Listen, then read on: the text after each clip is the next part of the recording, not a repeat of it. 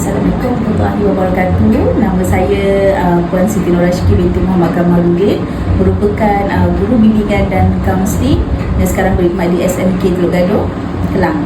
Alhamdulillah, macam sepanjang program 2 jam tadi, saya dapati kebaikan dia adalah untuk melihat kepada memberi impak yang bagus untuk murid mengenal diri mereka, bermula daripada awal iaitu penampilan dirilah. Itu merupakan satu bentuk yang penting sebenarnya, walaupun kita banyak lebih kepada motivasi yang lain, tapi ini merupakan salah satu kelainan yang saya rasakanlah, kelainan lebih kepada penampilan image yang mungkin boleh digunakan oleh mereka sewaktu temuruka ataupun sewaktu nanti untuk masuk ke universiti. Selain itu, dress for success ni juga dia lebih kepada komunikasi, komunikasi yang bagus, penekanan komunikasi yang baik dan cara untuk berkomunikasi yang selesa kepada audiens lah.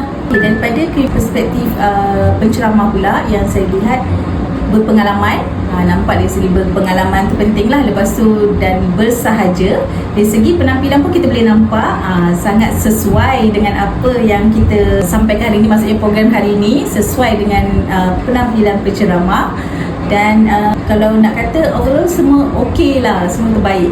Persona Kakosa mantap. Nak ubah image jadi lebih profesional dan berpengaruh?